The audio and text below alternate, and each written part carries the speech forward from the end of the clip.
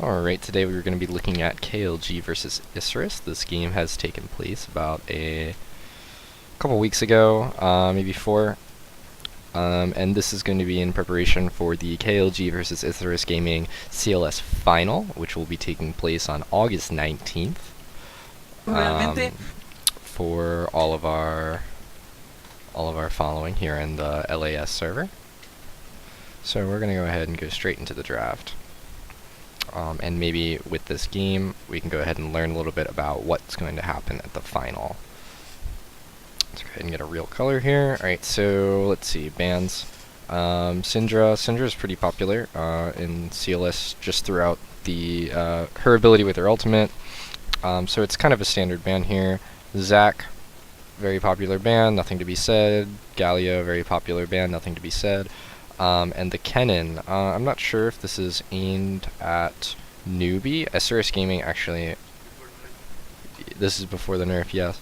Newbie was actually using Kennen support at one time or another, and then the Kennen was also being used in the top lane as very rare occasion. I think because this was after the nerf. After the nerf to AD Kennen, but AP Kennen was still slightly viable. And then the Elise ban is standard, and the Chaya ban is something that's been roaming around, popping in whenever necessary. Anyway, it starts with a Lee Sin pick. Just for pressure in the early game. There are many other junglers on the table, including Rek'Sai, which has been really popular in the split. But I guess Isris does not want that kind of bruiser on their team. They want someone with high mobility, so that's why they go ahead and pick Lee Sin. But the problem is, they left Caitlyn and Braum open for KLG, and this is patch 7.12. So let's not be thinking about any of the hard tanks that we've been looking at in our previous videos. But now, KLG has Braum and Caitlyn. Caitlyn winning lane. And now that they have Braum, they have that easy transition into the mid game. And Braum also provides a lot of utility, including his E, which arguably makes Braum one of the strongest supports in the game currently. And through patch 7.16, for everybody who's going to be watching this, he is still one of the strongest supports in the game. And one of the few that still uses Targons, since a lot of people are switching to Coin, even on Thresh. Anyway, let's see how Isris respond. I did watch this game, but it was so long ago I don't really remember.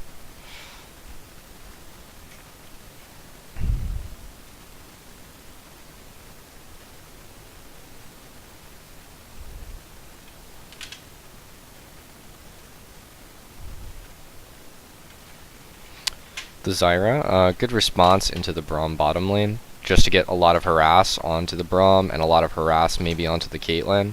And Varus, which is the current counterpick to Caitlyn, not because Varus can bully Caitlyn necessarily, but Varus has a decent laning phase against Caitlyn, in which Caitlyn may not always be able to bully Varus, and Varus can sometimes, given the right conditions, out-trade Caitlyn, and because they go ahead and they pick the Zyra, they're going to be looking at that level 6 power spike, in which they both have their ultimates, and they're going to be able to 2v2 this lane pretty easily.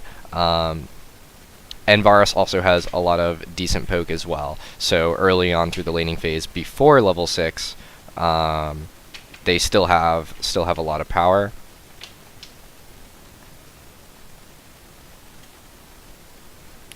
And Varus, one of the few champions in the game with 575 range, will not be bullied as much by Caitlyn. Yeah. Fun fact trivia: the other champion that has 575 range is Xerath. And KLG responds with Plugo, which is something with Plugo's Orianna, which is something that they'd been doing multiple times throughout the split. Plugo is very strong on the Orianna, and Orianna is definitely one of the S tier mid laners. And still, I would still say that is A or S tier after the nerf in patch 7.17, right? Yeah. A or S tier. I don't know. It's hard for me to say right now whether or not she's A tier or S tier in patch 7.17. But still extremely strong. Anyway, LeBlanc ban. Remember, this is before the recent LeBlanc nerf. And so LeBlanc was a very popular assassin and had a decent matchup against Orianna. The Gragas ban, which Tierwolf likes to use, as well as would provide them with a lot of early game pressure due to Gragas Flash E. Then we see the Lucian ban, which is actually another counter pick into the Orianna. Lucian goes ahead and wins that matchup, and can take Ignite in that matchup to get Plugo down, and Emp, I know for a fact, has the power to do that. And then Isris ends off with the Shen ban, which is standard in the second rotation. KLG opt to pick up the Rek'Sai that's left on the table, to give them some early game pressure, as well as a nice bruiser to follow up and keep them in front of their two long range carries. And if they're going to be putting anything in the top lane, it's probably going to be another bruiser. Renekton, and Kled, and Fiora, everything's really still on the table. Was this, I think it was before the Fiora nerf, right? Fiora was nerfed in patch 7.13. So this is before Fiora got nerfed. And we see Cassiopeia, which also has a strong... Huh? Cassiopeia has a strong laning phase into Plugo with the Orianna, but against the Braum is not a good pick. Yeah, and Cassiopeia doesn't have the range for Caitlyn.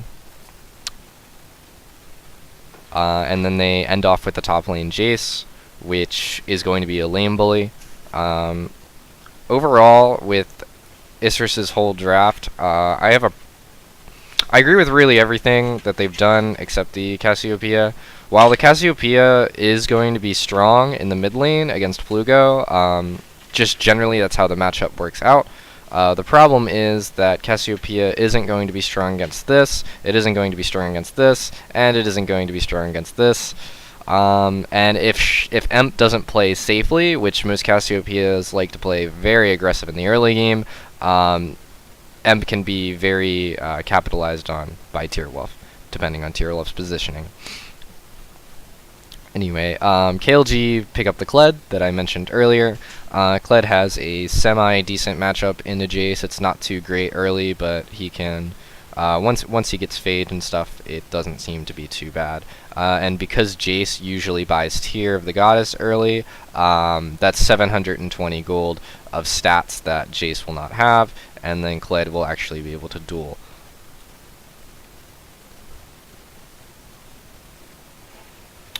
So let's go ahead and move into the game here.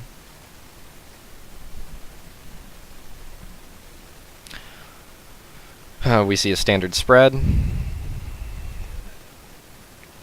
Everybody's spread across the map. Everybody's not really playing aggressive, not contesting vision. Looks like these two are going to go ahead and get some vision in the Wraith camp when they feel comfortable. Plugo might do the same on the bottom side, depending on how comfortable he feels. As for starting items, we see the Corrupting Potion, which I highly recommend on both Jace and Cassiopeia. So Cassiopeia is going to be looking to be trading really hard in the mid lane on Plugo and really trying to get ahead. And Jace is going to be doing the same thing, because Jace wants to win the lane while he has a very strong advantage. Ward taken out. Ward placed by Tierwolf taken out very easily. Now Isris has vision on the Wraith camp, and it looks like they're going to be starting at the KLG red. This is something that Isris does in a lot of games. They like early invades, and they like to pick strong top laners and strong mid laners to make sure that their level 1 is good enough for these invades. Because Tierwolf is smart, he's probably going to go ahead and go to the enemy red buff as soon as he's done here, or go to the enemy wraiths and then red. He opts for the Gromp. Not too bad of a camp at level 2. Any interesting about the masteries? Nope. All standard.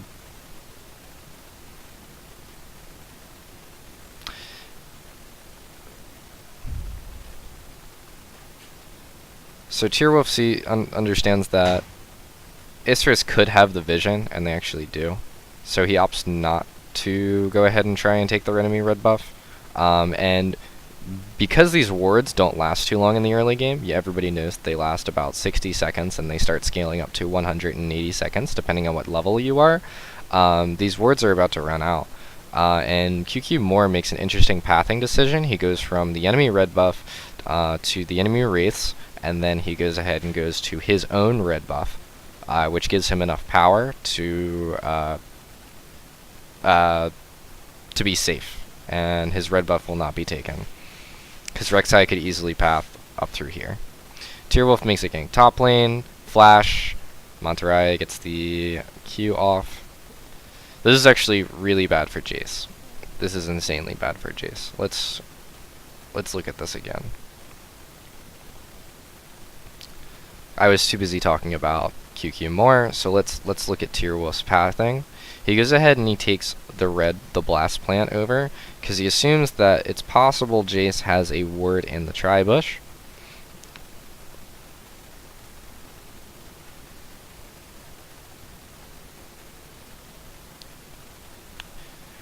See, this is a bad mistake by Pride, because actually, even if Tierwolf was to get both of his buffs,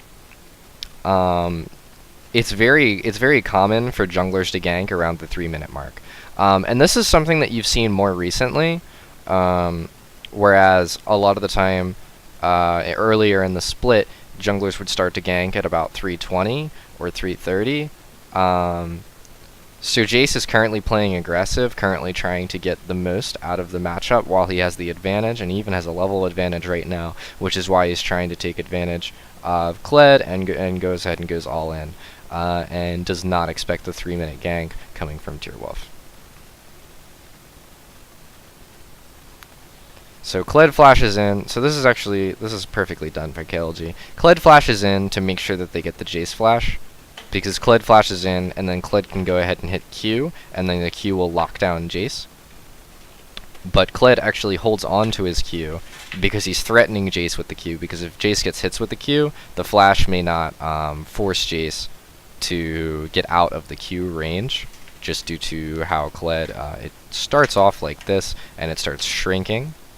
And if he can get in range fast enough, because Jace has to path this way, not this way. Remember, this is geometry, because if Jace has to, oh, sorry, let me go back.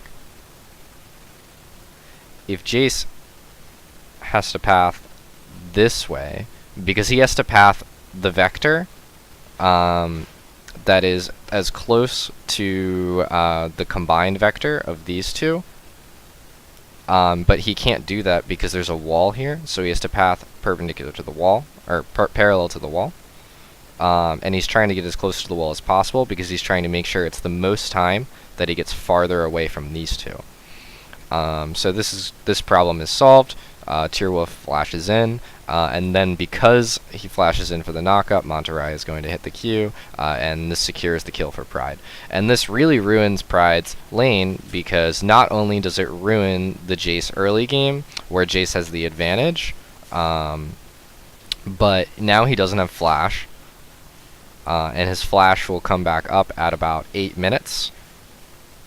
And Kled will actually be high enough level and probably have be just backed at that time, so that Kled will actually be ready to duel him. And at that time, they'll both have flash. So Jace will never have an advantage in this lane.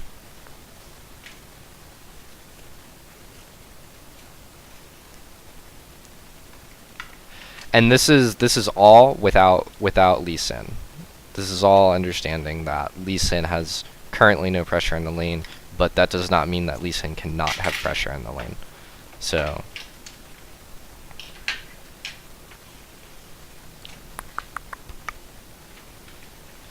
Lee Sin taking Scuttle.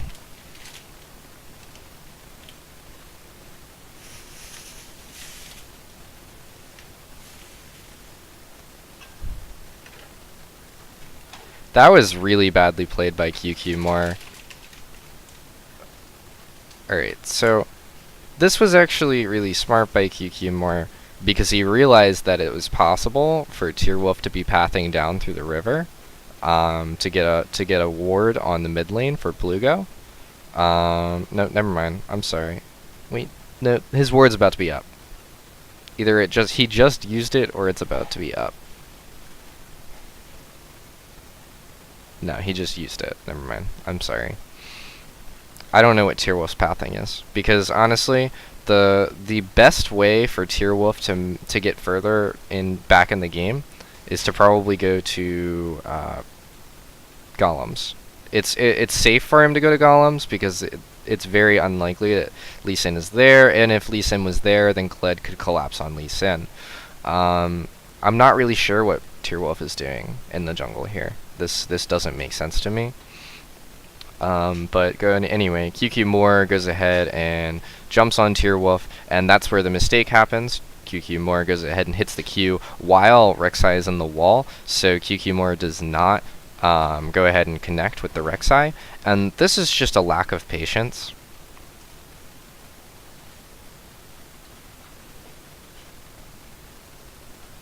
By QQ Moore.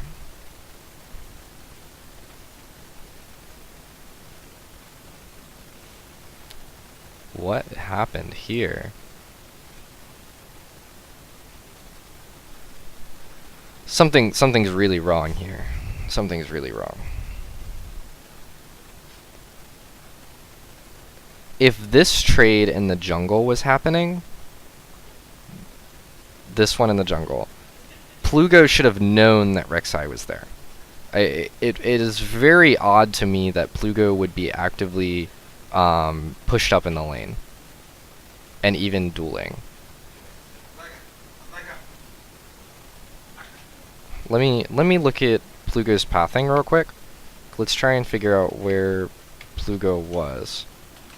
So Plugo's up taking CS right now. That's normal. And it looks like, sorry for the fucking YouTube video lag.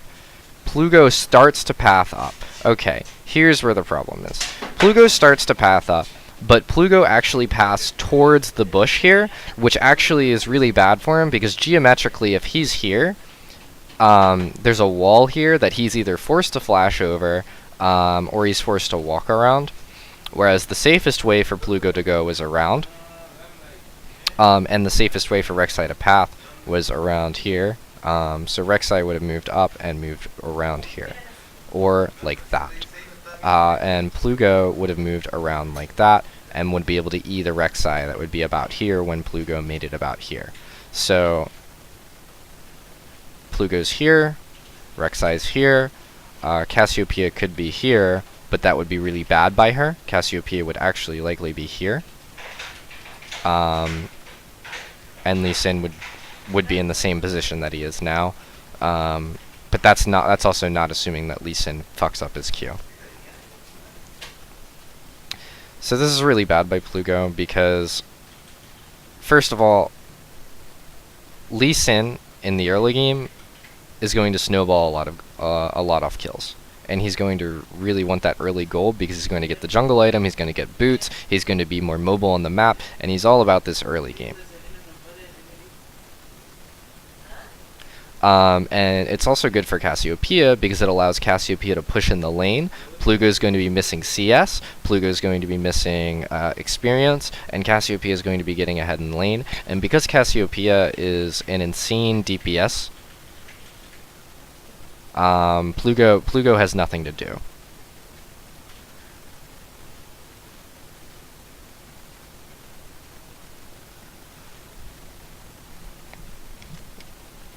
Anyway, lots of mistakes.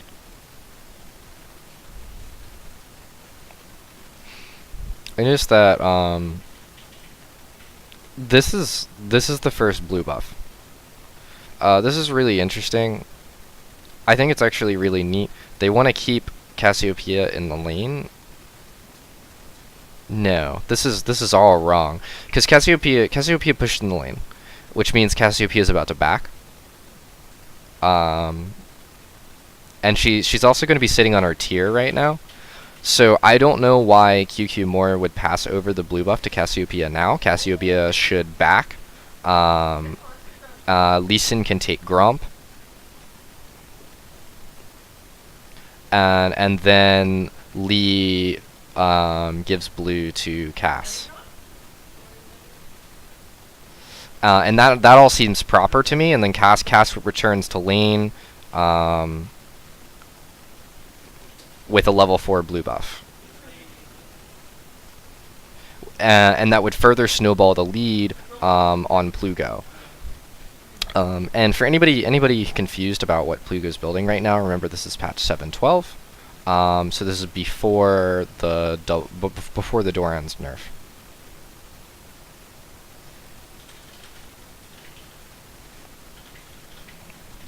Anyway, hopefully things calm down so I can talk about the win conditions of these teams.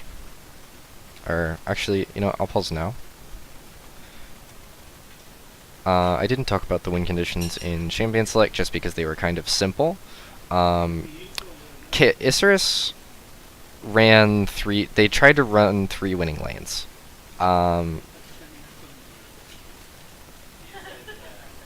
With a high pressure jungler.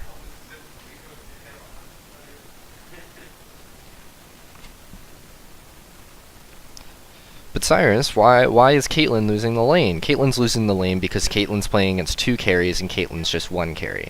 So ideally in any level, Caitlyn's going to bully Varus. Caitlyn's going to be ahead on CS. Caitlyn might have plus 10 CS at 10 minutes. If everything is standard, if everything is played correctly. But at the level 6 mark, Caitlyn is not going to be able to duel with the Braum. Unless one of these makes a very heavy positioning mistake. And it goes the same for Fix. If Fix makes a positioning mistake, Fix is going to get absolutely blown up by Newbie and Kindless, and Newbie also has the Ignite, and Slow does not have the Ignite. And even in that case, Slow would have to exhaust one of these. And more likely that you'd have to exhaust the Zyra, because Zyra would actually be at level 6 putting out more DPS, or more burst, not DPS, than the Varus. Anyway, so Isurus. Triple lane plus high pressure.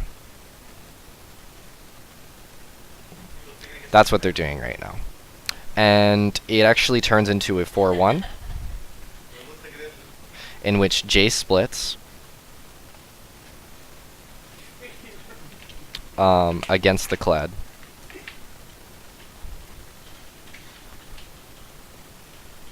And the other 4 are in mid lane or bot. Other 4. Let me explain this in a better way. Jace needs to win the side lane.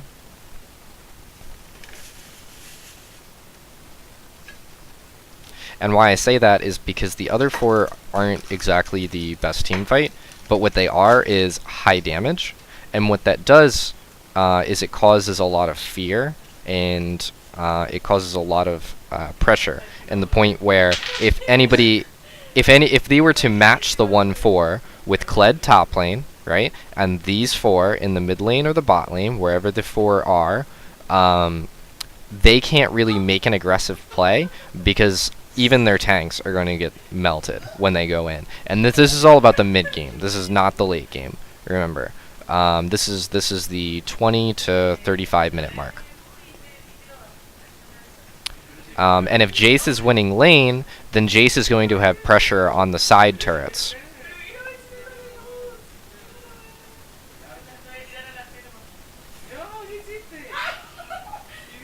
And what that means is Jace is going to keep split pushing until he has pressure on the inhibitor, or until rotations occur.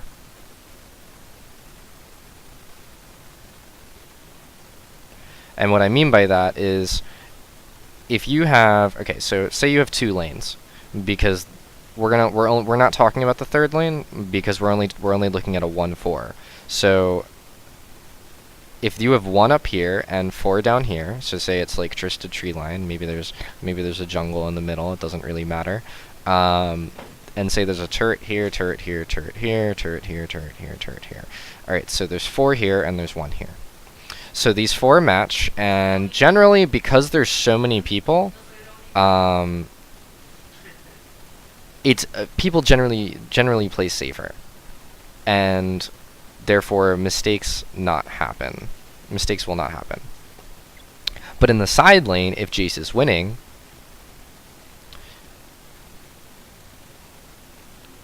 Jace has high turret pressure.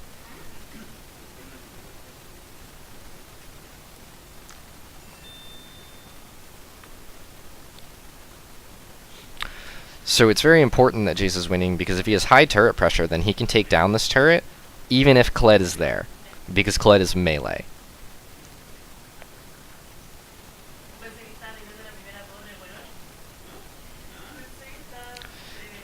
And then what's more important is that let's erase everything so I can make this cleaner. So doesn't really matter. 1 1 4 4. So the point is, if Kled is not going to lose these towers, then someone has to rotate.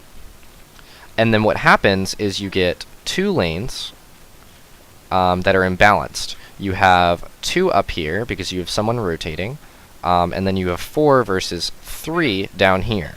And because they have such a high damage team comp with long range engage with the Lee Sin flash kick, they can force a fight and then start forcing towers in the side in the main lane. I guess you would call it the main lane, because this is where the main majority of the people are, and then they wouldn't lose turrets in top lane because they sent 2 top lane. And the goal of the enemy team when they send 2 top lane is to kill Jace and to take a tower as well, and for the 3 to play safe enough that they do not lose towers here. Now the only problem with this 4-1 is that it only wins on half of the map, because these 3 are very reactive, meaning they won't engage 4v4.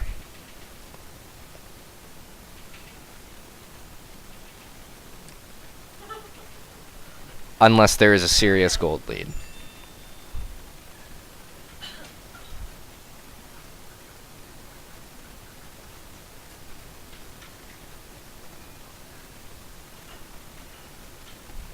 Because then it's very difficult to engage on a Caitlyn, it's very difficult to engage on the Braum, and then fighting at all against the Orianna is going to be extremely dangerous. So as for the win condition of the KLG, so now we're going to be talking about KLG. They're a standard force engage,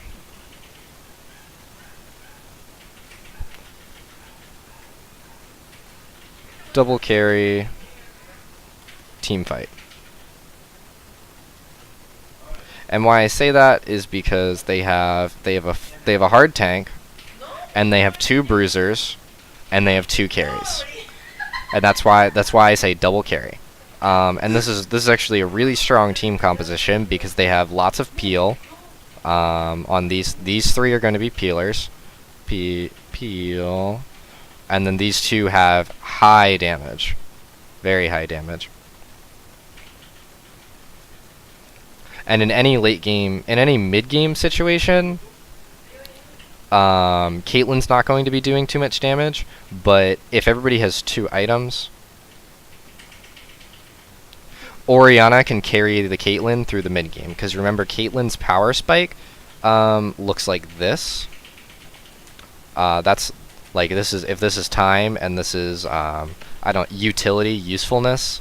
I don't know what word to use there. I'm sorry, but it's her power curve. She's very strong early. She's very strong late. But the mid game, unless she's fed, she's not so strong, which is why she has the power in the early game. That's just good character design. Whereas Orianna is a lot more linear. In fact, actually, Orianna is more exponential, like that. So Orianna is going to be strong enough in the mid game to carry the Caitlyn's lack of damage, assuming everybody's 0-0-0. But again, remember that's not the case. Orianna's currently right behind, but that doesn't matter. That's the win condition. Yeah. XD. Alright.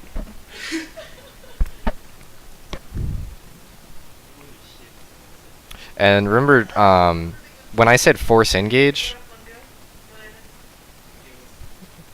I mean that is part of the win condition, because they are going to be forcing team fight comps. This is a team fight comp. They're going to fight around major objectives.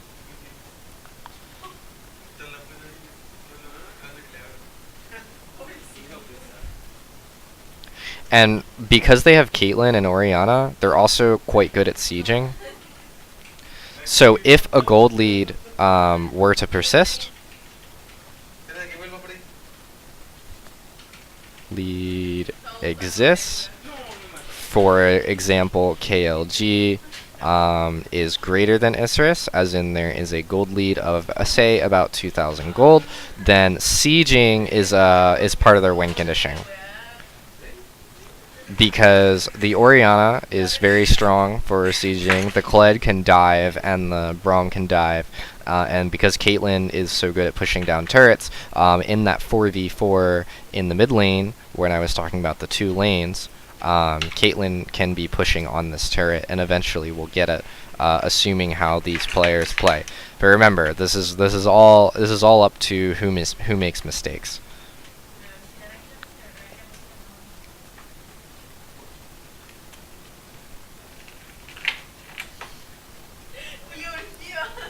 Anyway, continuing with the game, Kled with his assist, he got some armor, and he's got double longsword. He's going to be building that into Tiamat. He's also going to be getting Phage, probably, and he got early armor because he wants Ninja Tabi. All of these are important. Jace goes ahead and he buys a longsword. I find that really weird. Jace here probably should have bought boots and maybe a pink ward. That's what I would have recommended, just so he can have a little bit more pressure in the lane with the mobility, and that would help him escape more ganks, and then he would be contesting vision. Sorry.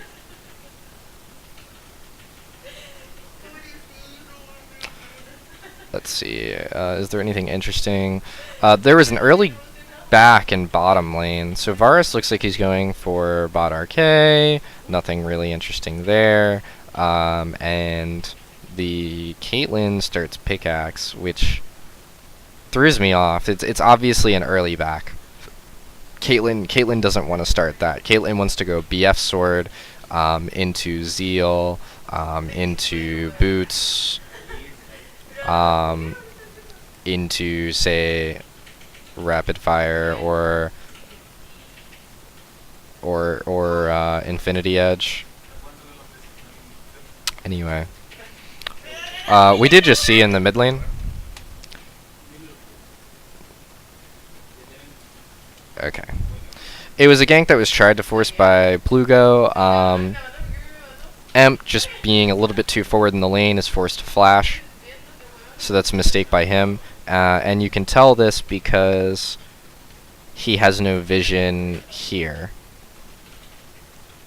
Actually, Emp has no wards at all, if you notice. And Emp's actually holding on to a ward. So Emp, remember, he's not warding his lane.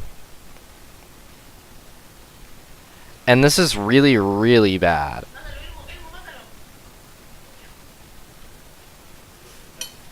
because if you look forward here, look at his lane positioning. Okay, so if you are positioned here and you have no vision, you can be ganked from here, you can be ganked from here, you can be ganked from over the Wraith wall, you can be ganked from back here, you can be ganked from the other side.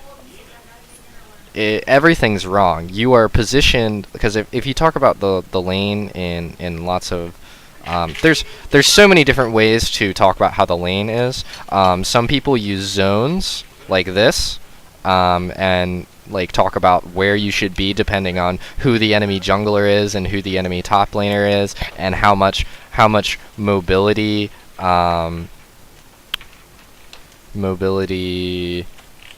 you have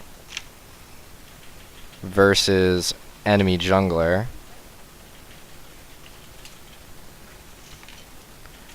So his positioning in lane is really far forward, and that's what's pushing him to flash here. He really should have a ward either up here, or he should have a ward on the Wraith.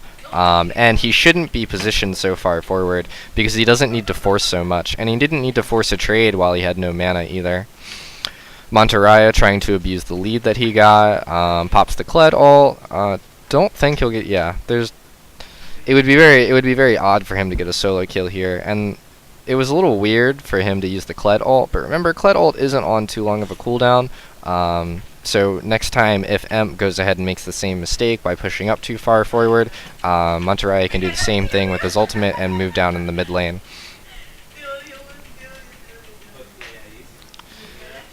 Tyrwolf finds QQ more in the jungle. And that was a very strong solo kill. What led to this?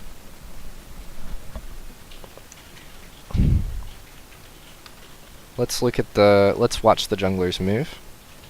So just to explain, QQ Moore's entire jungle is cleared. Tyrwolf is waiting on both of his buffs because they're the second buffs, and Lee Sin started his red and he started his blue.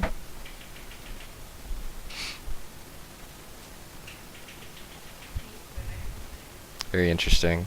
So it just follows the jungle. He uses the smite on the Scuttle Crab to give him some more health, and he goes ahead and he takes Lee Sin down because he went ahead and he rushed Tiamat, and that's where the real difference in damage is. Because if you notice, Lee Sin went ahead and he rushed utility. Hold on, let's move back so we can look at Lee Sin's build before he buys those double longsword. He has a control ward, which is really good for contesting vision. He has the refillable potion, he's got boots, and he's got the trekker's knife. So he's going to be heavy on the vision, heavy team player, but no damage. He doesn't have any damage yet. And so Tyrwolf was easily able to take him down because Tyrwolf prioritized that early damage and prioritizes that early game. Emp just backed. Plugo's heading back mid lane. I'm just confused. I think this lane is reset, but it looks like right now it's pushing onto the red side, which would be a bad back for Emp if that is what's happening, because then Plugo can start to freeze the lane, and Emp's gonna miss 3, 4, 5 CS, which is huge. No, Plugo does not see this. Plugo did not see what I was seeing.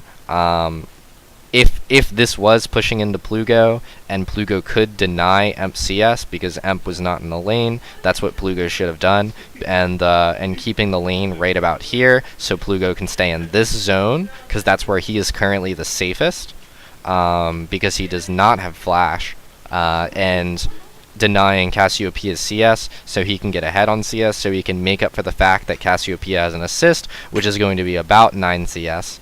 It's going to be 150 gold for anybody that's interested in that. And it would also deny Cassiopeia experience, so Plugo can catch up on the experience that he lost when he died.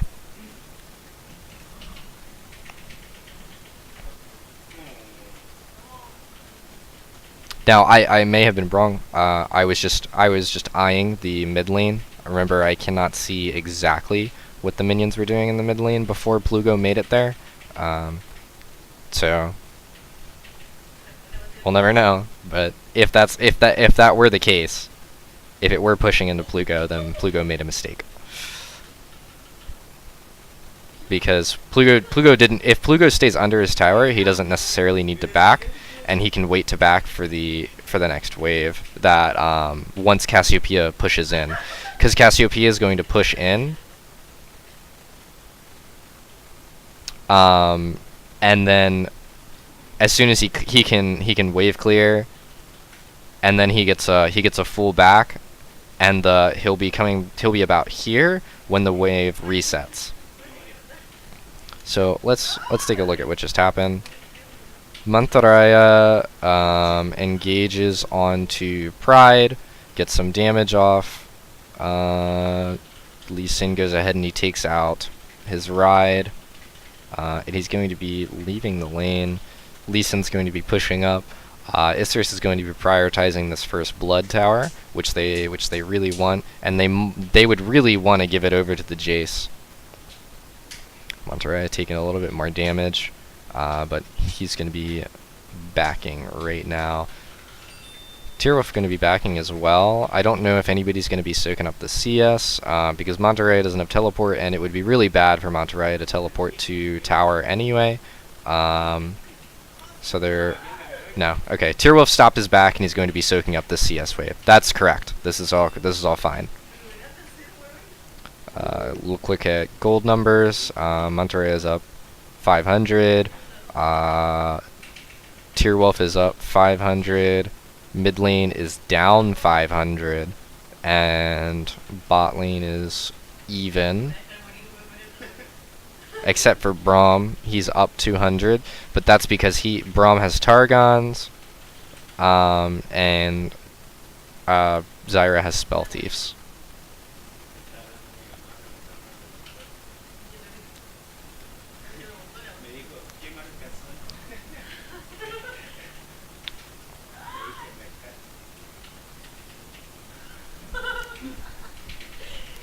Anyway, there was another back in bot lane, by the way, if anyone's not paying attention. Caitlyn got the BF sword that she really wants, and she's also holding on to a pink ward, and Varus is getting close to his Blade of the Ruin King. I do not know if Caitlyn's going to be finishing Infinity Edge here, or if she's going to be getting that Zeal plus boots, which is 1,500 gold. And for anybody that knows what... how much Infinity Edge is after you have those two items, it's about 1225. So he's going to be prioritizing one of these things over the other. I would really recommend Boots plus Zeal, just because the amount of stats it's going to give you after you have all that raw damage is going to be a lot better than just the crit chance and the crit ability that the Infinity Edge is going to be giving you. But the Infinity Edge, once you have attack speed and more crit chance, is going to be really good to get.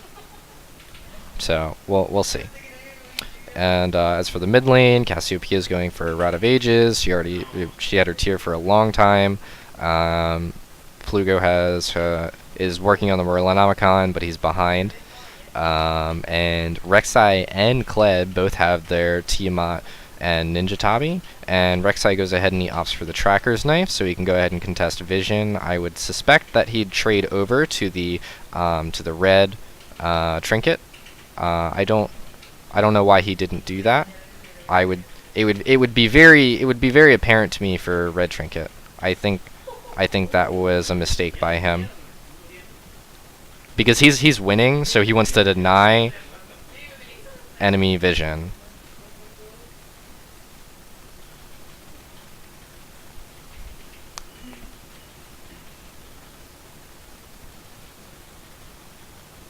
Pride has huge vision control in the top lane right now, which he kind of needs because Jace isn't allowed to get further behind.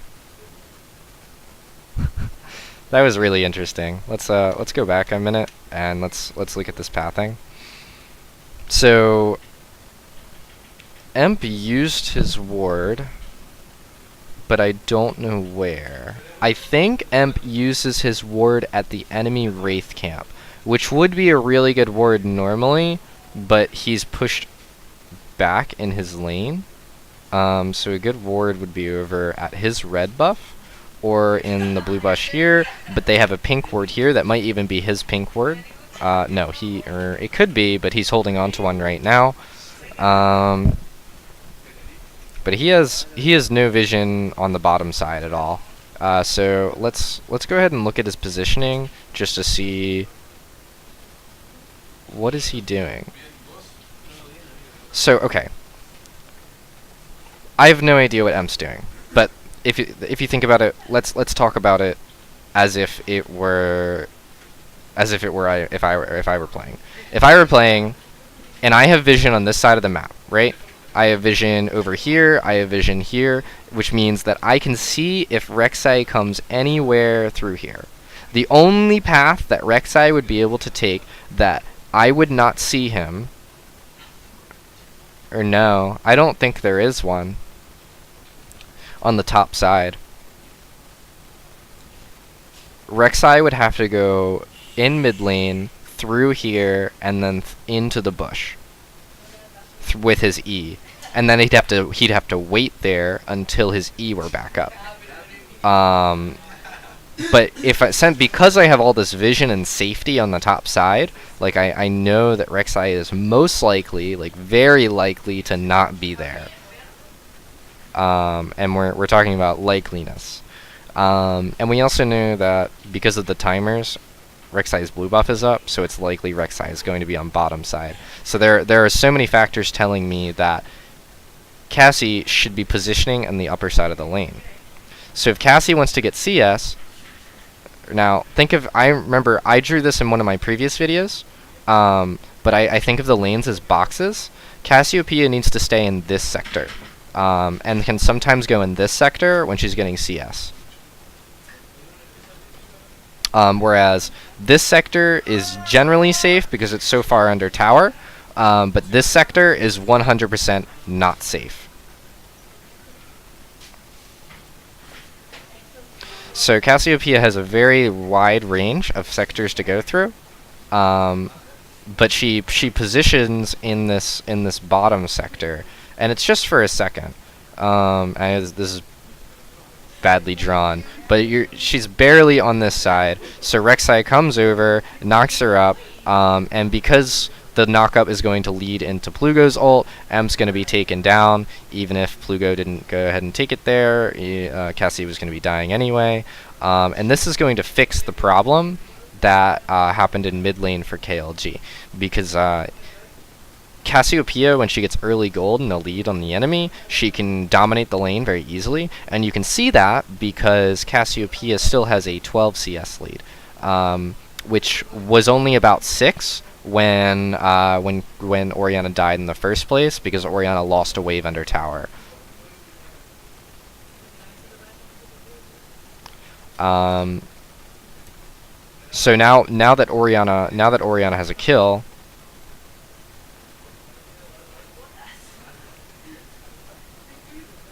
Ori is going to be accelerating into the mid game.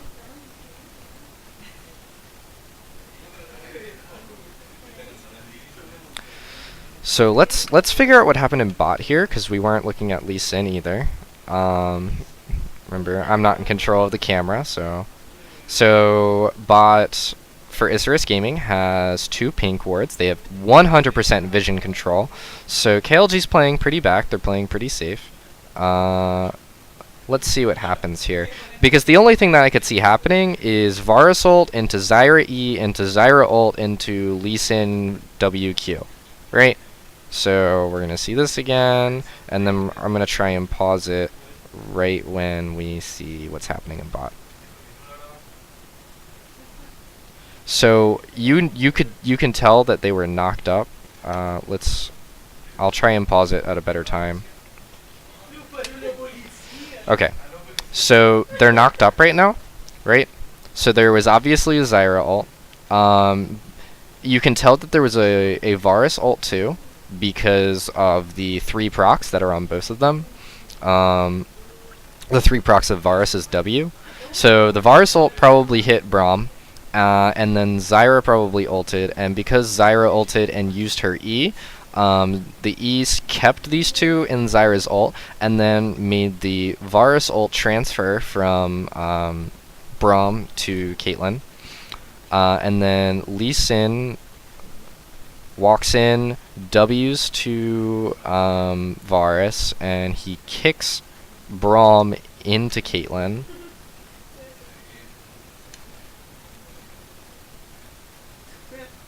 Sorry about the YouTube video lag. I'm not really sure what's happening.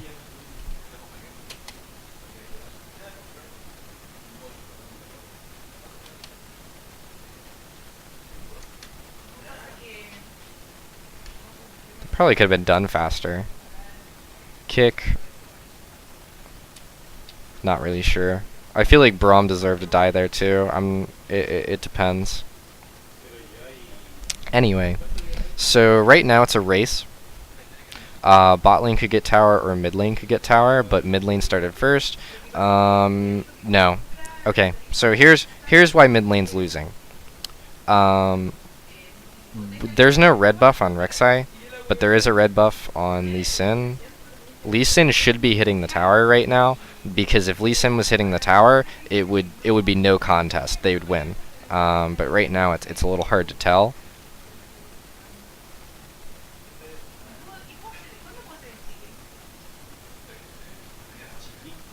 Yeah, that was way closer than it should have been. Had Lee Sin been hitting the tower the whole time, it wouldn't have been any contest. But Lee Sin moved up forward to try and pressure on the Braum, which is very greedy, by the way. It's extremely greedy, because the first blood tower is 100% more important.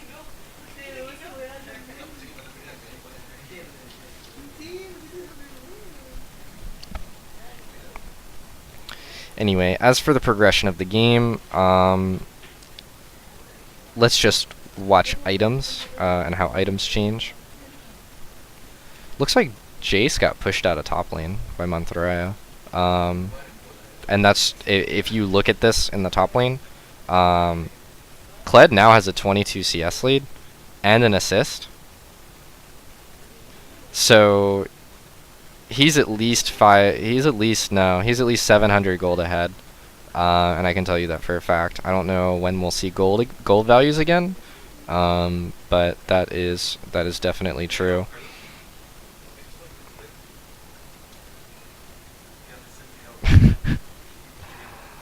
Sorry about the YouTube video.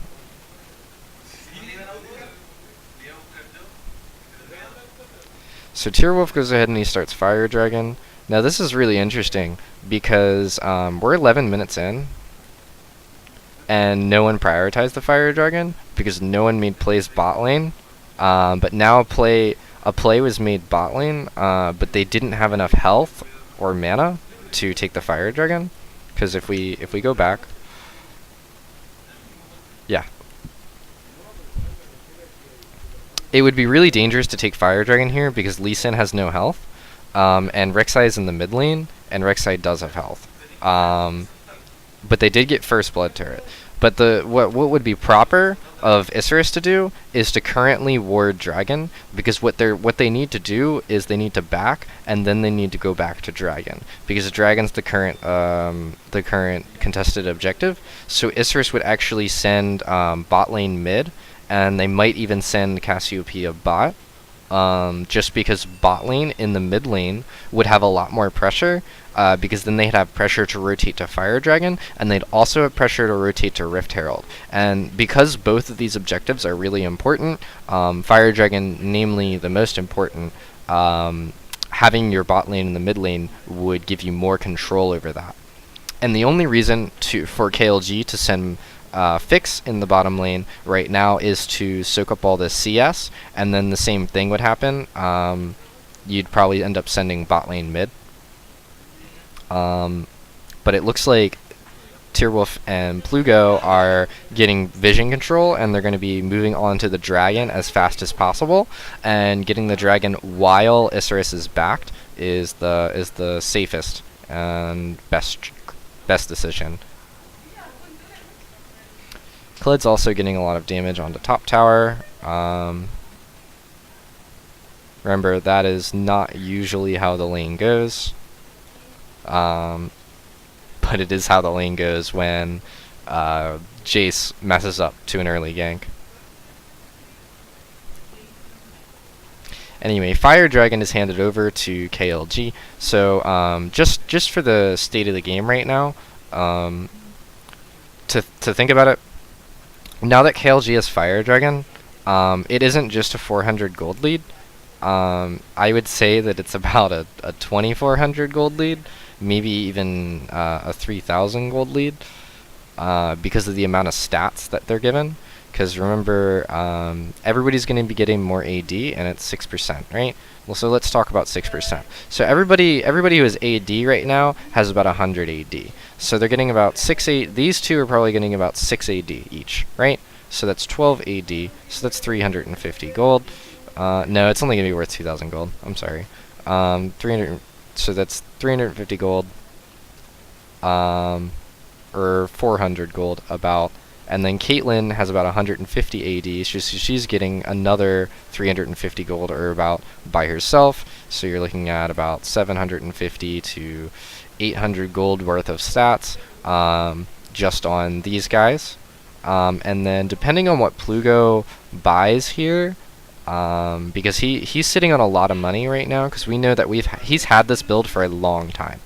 But once he gets more Lenomicon, he's going to have about 150 AP, so he's going to be getting 6, 9, 10 AP, which is about half an amp tome, so 200 gold. So no, the dragon's worth about dragon's worth about 1,000 gold. I'm sorry, I messed up on my thought process, but that's a very big gold lead just from a major objective. So KLG choose to rotate the Caitlyn top, and then Cleg's going to go ahead and move bot here, and why they're doing this is because they want bot lane to be in top lane to have pressure on Rift Herald, and they also want bot lane to be in top lane because there's a tower here, and it's going to be really safe for Caitlyn and Braum to go ahead and lane.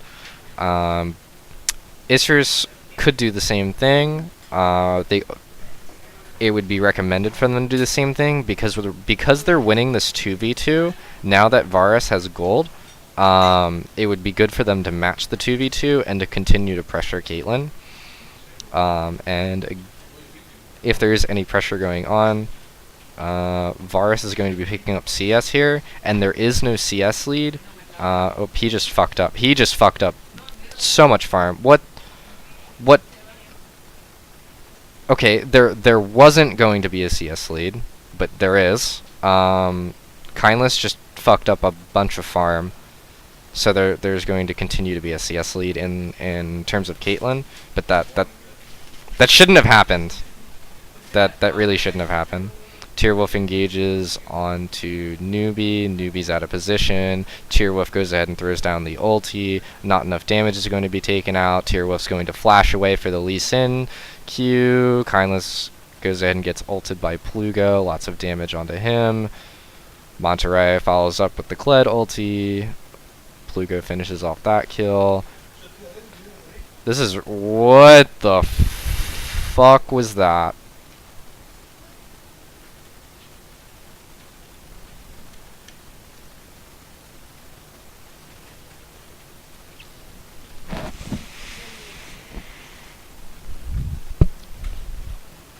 I'm not really sure what that blast plant was.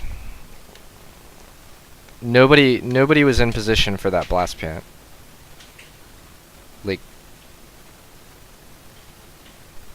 this is like, he should not be going over here and they shouldn't be going over there.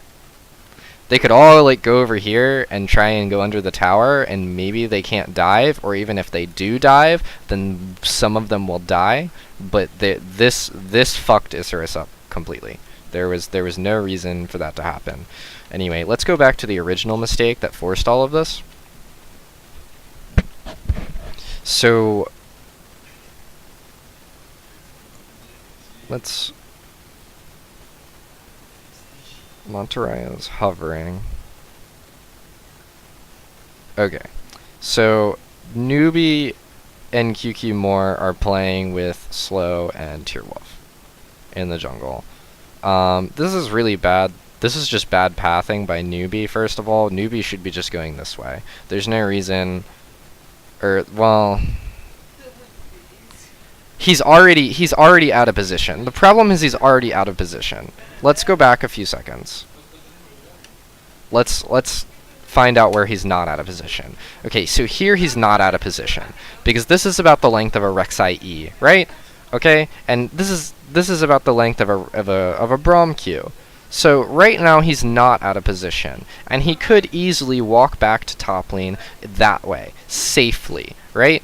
And QQ Mora could easily walk back right now, safely.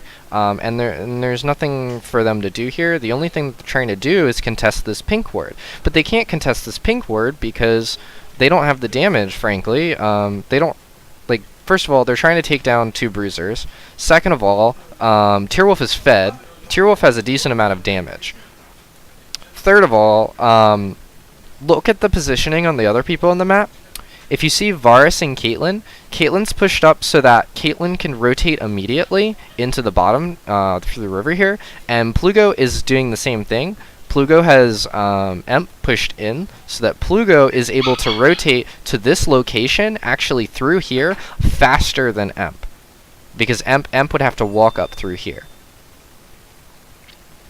So Emp has to walk through his jungle. Plugo walks through the enemy jungle right past where right before where the enemy tower would be in terms of Plugo's perspective. And these two are going to be taken out immediately. So now let's talk about the variations of things that happen. So Newbie goes ahead and he drops a full combo and he realizes, like, oh shit, I don't have anywhere to go. So he goes ahead and he jumps over the wall. He drops another Q to keep the plants up. He goes and he gets ulted. Now that Emp's rotated and Kindless is rotated, now they have a decent group. But the problem is Kled started rotating up from top a long time ago. And let's talk about why this is a good thing. So Kled is able to rotate up because Kled has teleport up, and Jace has teleport up. But what the difference between what's happening in bot lane right now is that Kled doesn't have an outer tower to deal with, which means Kled can get to this fight, have the fight take place, and then teleport back to tower and soak up the CS he's missing. Whereas if Jace were to rotate up, things would be different because Kled would be able to push on the outer tower of Isurus Gaming in bot lane. Which means Kled safely rotates up, whereas Jace cannot safely rotate up. The other problem is that now that they're grouped and they want to fight, they wasted key ultimates already. Let me go back a second. Right here. They've wasted their key ultimates already. They don't have the Zyra ult, and they don't have the Lee Sin ult. So they do have the Cassiopeia ult, and they have the Varus ult, but they frankly don't have the damage and don't have the grouping, and Newbie has no health. So they're forcefully doing this. So Kindness gets called out. A decent ultimate by Braum. And Monteraya goes ahead and he ults in from the side. And remember, he walked here. He did not teleport. So Kindness gets taken down. Plugo goes ahead and he takes that kill. This is just how powerful the Braum shield is. Remember, Braum took a bunch of seal shots there, did not take any damage. And all 3 of those were taken out. And now because Jace teleported, he didn't actually continue pushing this wave here.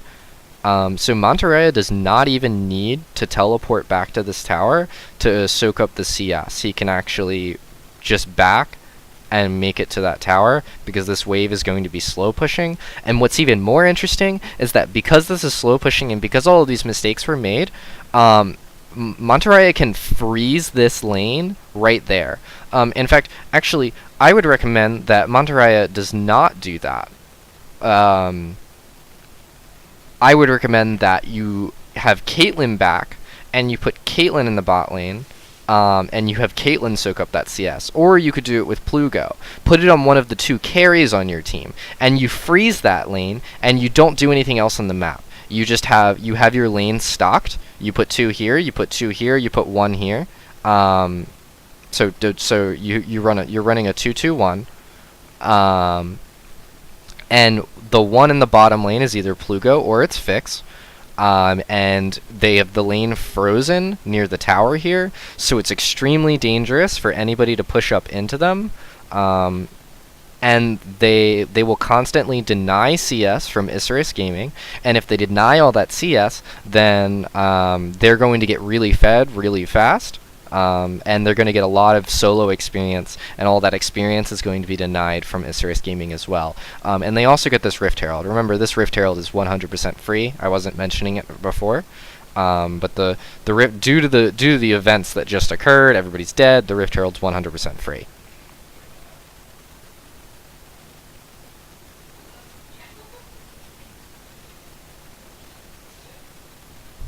They're also going to be getting top tower as well. I forgot how low top tower was, but that's going to be taken out as well.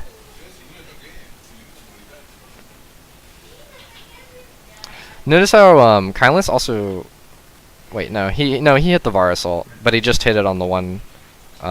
He just hit it on Fix, and it wasn't really that useful because no one could follow up. And then the Cassiopeia ult came in by Emp, and it didn't hit anybody, at least not facing forward. And it was very readable. Remember, this is very readable by Emp. It's not like a bad ult by Emp. It's just that Emp is the only one here. Emp is trying to play aggressive. Oh, maybe we shouldn't look at him because he has the Cassiopeia ult. It's very interesting that Isurus has all of these mispositions and all of these problems.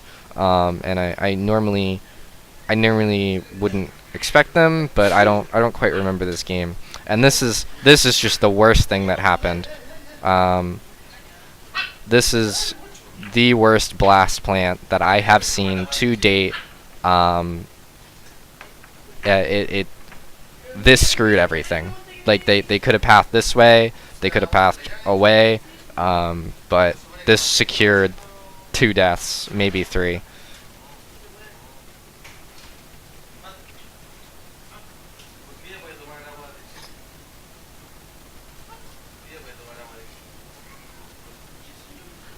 Yeah.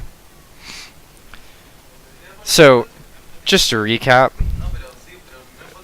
they lost 3 flashes that fight. Plugo burned a flash. They still have flash on Fix. They still have flash on Slow. And Monterey, I think, burned his flash that fight aggressively. So now there's a 2,000 gold lead. And we know that there's at least 1,000 gold in stats from Fire Dragon, which is going to be increasing a lot, because the more damage, when you have Fire Dragon, the more damage you buy, the more stats you get from Fire Dragon. Therefore, the more gold you have, the more gold Fire Dragon gives you, and that is why Fire Dragon is such an insane objective.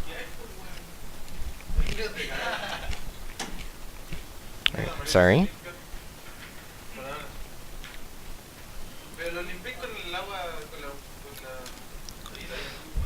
So, KLG opted to not freeze bottom lane, meaning that they could do a couple things. You see, KLG has broken the outer towers of just mid and top, right? So Isurus's base looks like this. So the easiest tower to prioritize would be the tower in bot lane.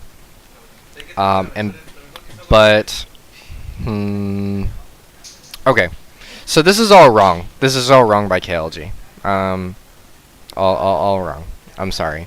I'm sorry, Misa. I'm sorry, everybody. This is all wrong. Why is this all wrong? Because these towers you want more pressure on. Because you wanna get the outer towers for free, right?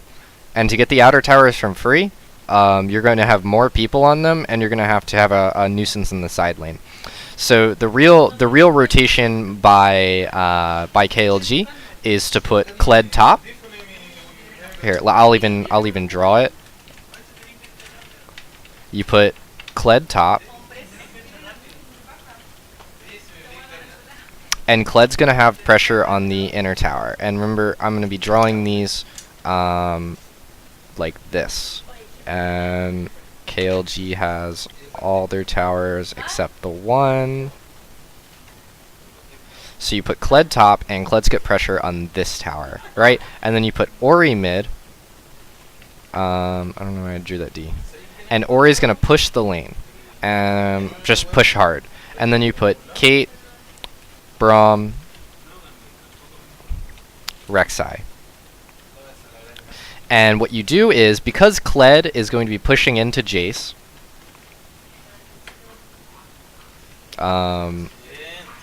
yeah. Kled pushes into Jace, meaning he's going to get pressure on this tower here, because Kled is currently winning.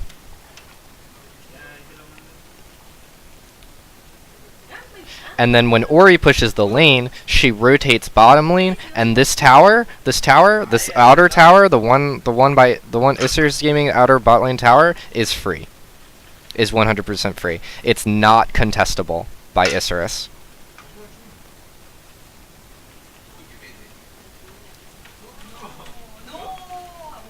That would be the proper rotations. And what it would also do is it would have all of these three in bot lane, and then they'd be ready for Dragon.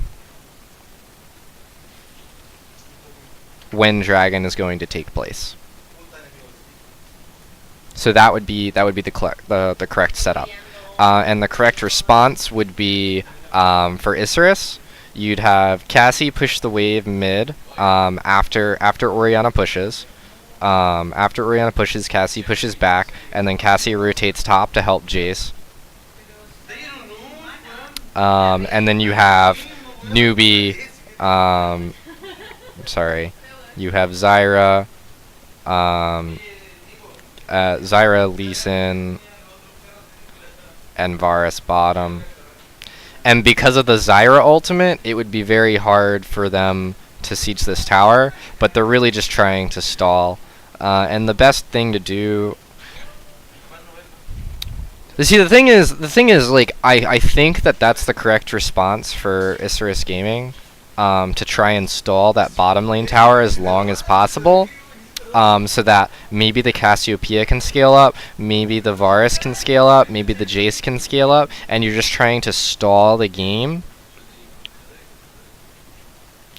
until you hit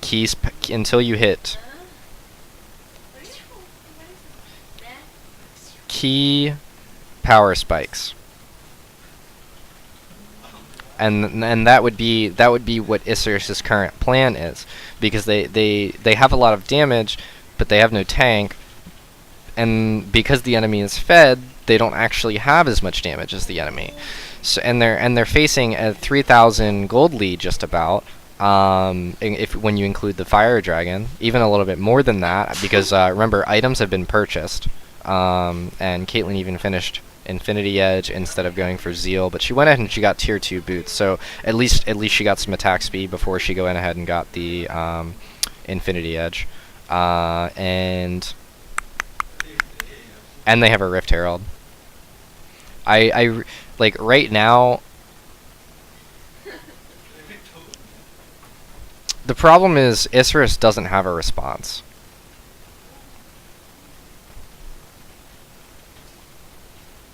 Has no beneficial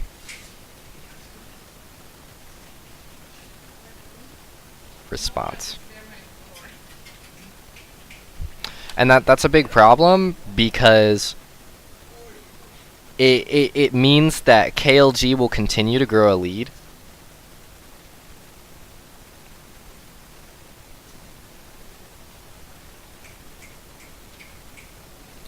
And Isserus cannot prevent it.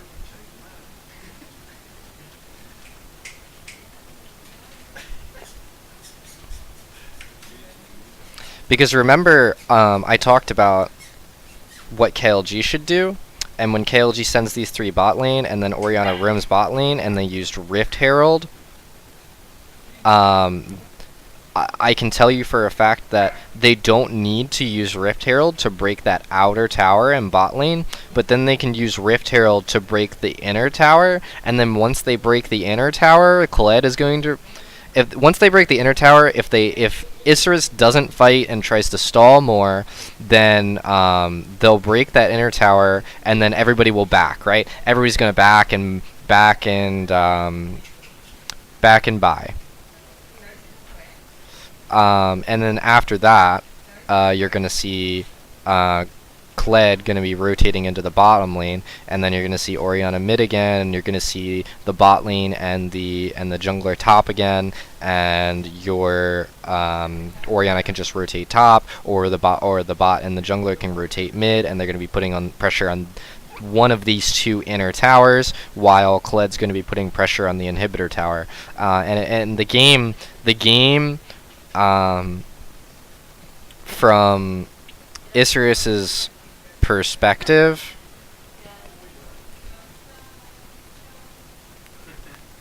does not seem winnable.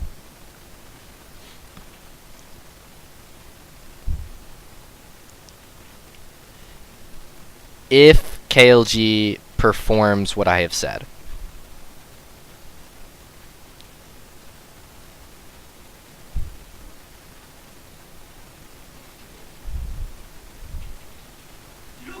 Anyway, I do not know if KLG actually does this.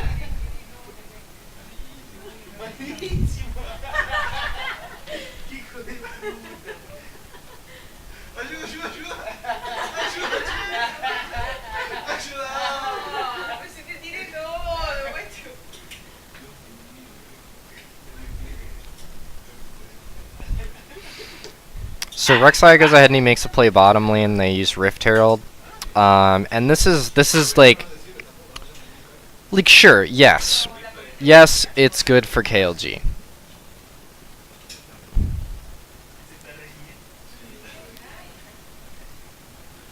but it's not the best play.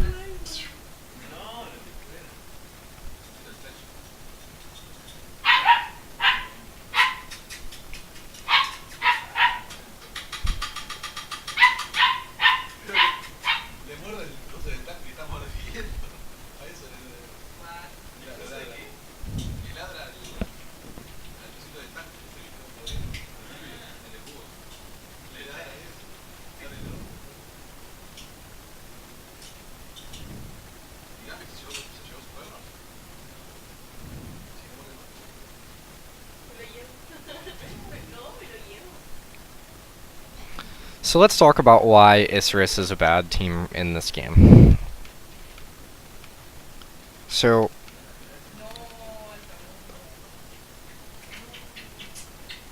Pride has no vision and he's playing under tower, but for some reason Pride does not know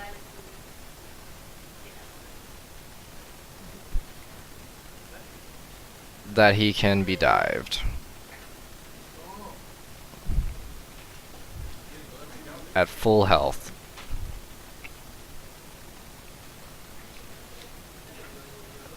With no repercussions. And nobody's on the bottom side of the map to help Pride. Because, like, when I originally talked about the win condition, I talked about the 4-1, or the 1-4, or whatever the fuck you want to call it. It involved Jace being winning in this Kled matchup. And in no time, like, QQ Moore did not put pressure on Kled.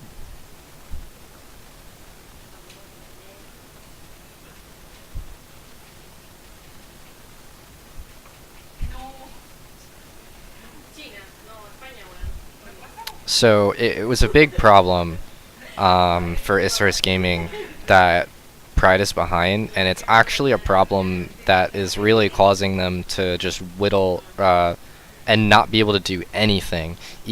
And they're still not even helping him now, because I mean, if they don't know that Pride can be killed 2v1 under tower, full health, and not even be able to get a kill, then they're just disrespecting the fact that they've already given up such a large lead to KLG. Because remember, looking at it right now, it's only 2,400. But remember, it's the Fire Dragon. The Fire Dragon is going to make that 3,400, or maybe at this point in the game, maybe it's 4,000. And when you see a 4,000 gold lead, you think to yourself, is the game over? Because I definitely I talk about in a lot of games 5,000 gold lead being tipping point, and I would normally say that like Isurus could still win this game because it's not at that 5,000 gold. Remember, it's less, but because of their team composition, I remember they have no tanks. And they have no like naturally scaling picks except for Cassiopeia.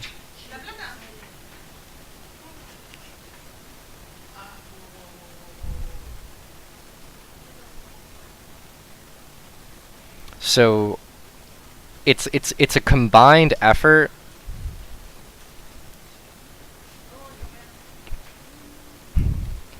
of misplay and misdraft.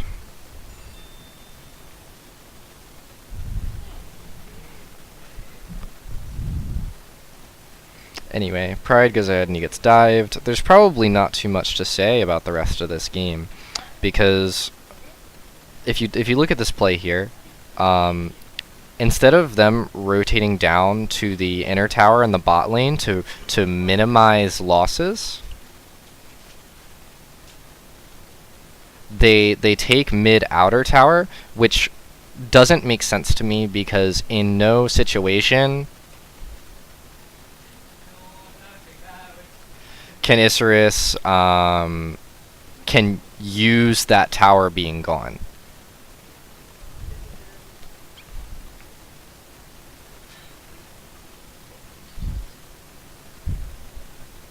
Whereas after they killed Plugo, if they just not killed Plugo and they rotated bot, when did they kill Plugo?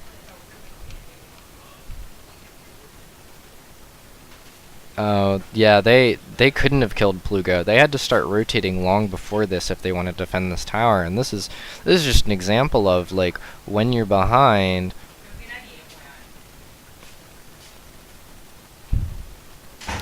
playing defensively is correct.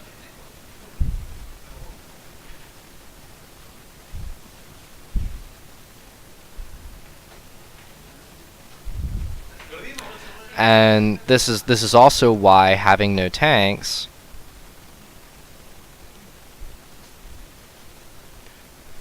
and losing early game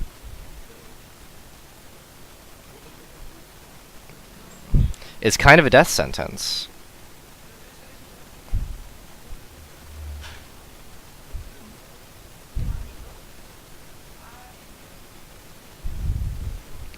Anyway, let's go ahead and rip through the rest of this game to see if there's any major mistakes that we should look out for.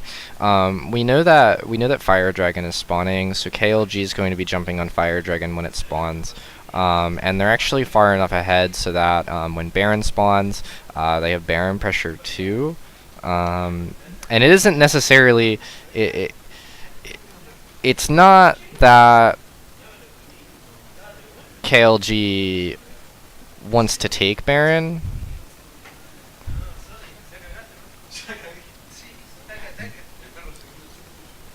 because it's not necessary to win. It's not part of their win condition.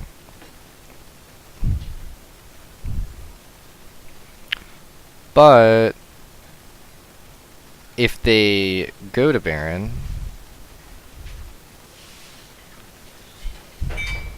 Isurus has to respond.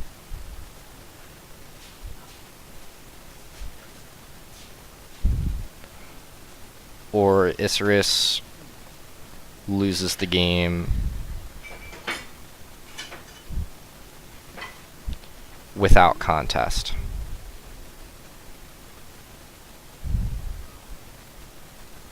And even now, it's very apparent that Isurus just isn't making the rotations. They're giving up towers.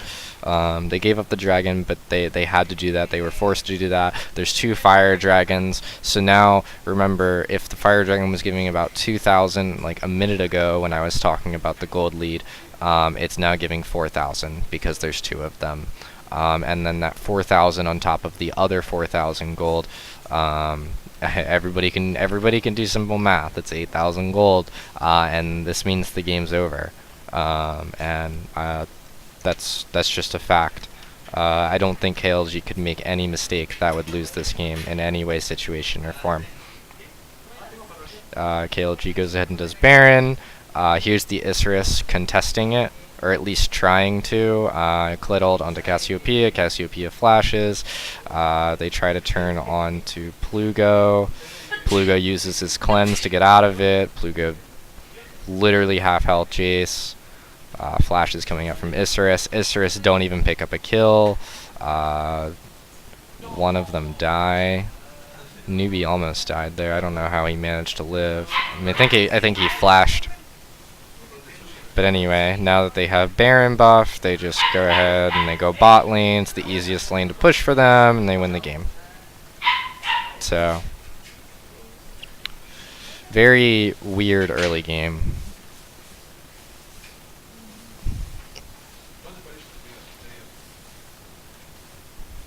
Okay. Well, that was KLG versus Isurus Gaming. Remember, we are going to be seeing KLG versus Isurus on December 19th. Or not December, oh Jesus, August 19th.